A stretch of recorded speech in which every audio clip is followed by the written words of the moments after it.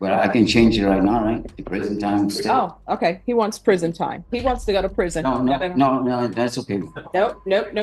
We're gonna do prison time. This entitled man walked into Judge Boyd's courtroom smiling while facing his third DWI. Judge Boyd offered him probation and a way to stay out of prison entirely, and what he decides at the very last second is a mistake he'll regret for years. Are you satisfied with the way you've been represented? Oh, not exactly.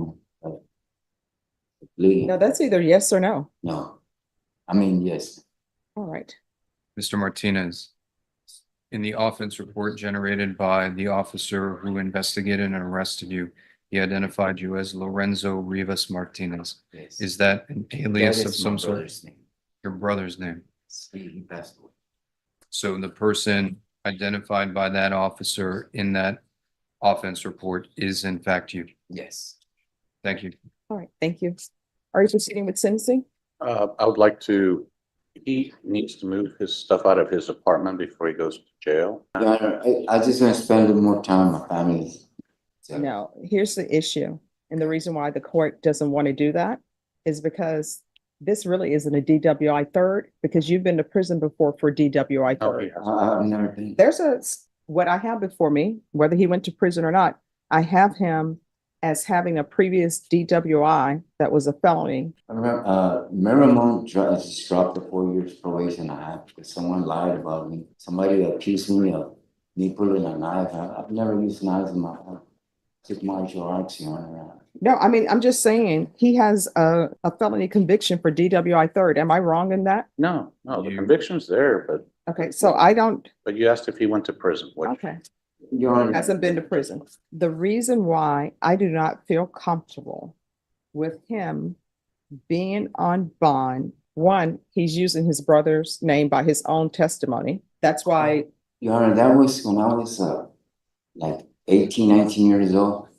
It's been a long time, and I told them to take that name off, but they never take it off. I've never ever really said that. You know, only when I was young, it was like 21 or 19 years old. all right, I'm not gonna allow him to be on bond for, And I'm being compliant with all the conditions. You have stated me, I go to AA, I go to pre-trial, I go to healthcare services. I've been doing everything. And I've come up clean. I blow in that monitor 3 times a day. And I'm just at home. I'll go to AA and that's all I do. my concern is for the community. And I have my family there, you know. So You know, I understand. I see your family. But my concern is that this involved an accident and there's restitution of $2,000. He's pled to a DWI third. correct, There was an accident correct. and now he's pleading guilty and there's a prison sentence. So, Well, the fact that he on his own has addressed his issue and accepted responsibility for it and has been going to how many, well, AA, AA I meetings? got about 90 already. He's already got, where's the documentation? that's what he was reaching for. He wants to do better. Your attorney, sir. Here. Good. He's been proactive so far, Judge. Now I have 17 grandchildren now. Just want to build a plan for a block. But can you name them all and give their date of birth? Oh, no. Oh, yes, memory. I have 14 great ones too. But can you name them all and give their date of birth? Okay, what is this a picture of? His neighbor attacked his dog and. My neighbor killed my dog. That's why I was going to my sister that night of the incident. Mhm. And then No, that was not the same day, it was, and this is my little dog, so but his when I neighbor's played been, Tina. his neighbor's been arrested for burglarizing his house and hitting him with a pipe and. State, do you have any objection to allowing him to continue on bond for PSI? I do not, Your Honor. All right, so we'll be back on December 19th. All right, so here's the thing, Mr. The judge just drew a hard line, prison or supervised treatment. For a third DWI, why was this defendant still trying to negotiate? Martinez. I can do one or two things with your case. One, I can follow your agreement, the 3 years in the prison, but I will tell you right now, if I were to grant your application, I would not feel comfortable with you being on bond during the holidays. So you would be at the Bear County Jail. Felony drug court does not open up its ability to accept new people till the end of January. So if you want the court to consider an application for probation, I will, but that's what I would consider. End of story. There is no, but can I do this? But can I do that? That's the only way that I would consider giving you probation, because I see that your history is riddled with DWIs, right? 3 years prison. Maybe they'll help you with your drug issues with alcohol, maybe not. But I do know once you're released from prison, then there will be really no supervision. So those are your choices. Can I show you some paperwork here? Look, I have attended college. Look, I was in a car accident. That's why I didn't finish my All right, so psychology. I understand what you're telling, but I want you to hear me. Yes, You only have two choices. Either you're going to prison for 3 years. When you get out of prison, there's probably not going to be any supervision. Or either you're going into custody today and felony drug court will review you for their program at the end of January because they don't have any room for you. I do not feel comfortable granting your application for probation and allowing you out and about for the holidays. So those are your only two choices. Either it's prison for 3 years or either it's probation with the conditions that I'm going to give you. So do you need to discuss that with your attorney?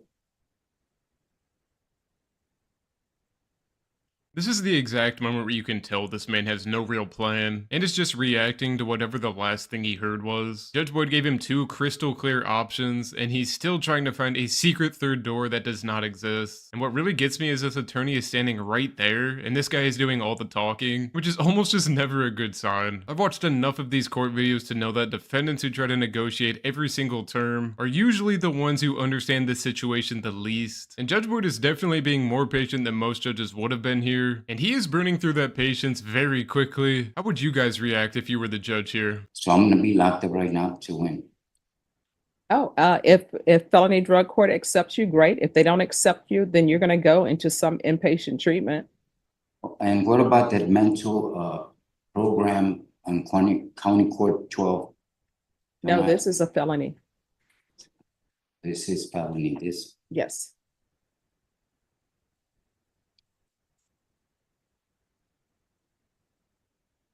Well, I guess I'll take a chance in the county. All right. So, well, when you say take a chance in the county, what do you mean? Well, this, you said I'm gonna be there in the county jail, see if I apply for that probation, right? Yes. Yes, that's what I want. So you do not wish to go to prison. No, All right, then counsel, I'll need you to fill out an application for community supervision and we'll go from there. yes, ma'am. And if you all can change your plea bargain agreement to the state is silent. Your Honor, I have a question. How long more or less will I be in there? All right, so see, here's the thing. This is what I'm rich for. Let me just tell you something. This is what I noticed. I noticed that when people are looking at prison, they will say they will do anything not to be in prison. And then when they're given a chance not to be in prison, then they want to write different things. Yes. So, I mean, you'll be in there as long as they require you to be in there. That's how long you're going to be in there. Okay, but I can change it right now, right? The prison time. Oh, okay. He wants prison time. I He really can stop. He wants to go to prison. No, that's okay. Nope. We're going to do prison time. All right.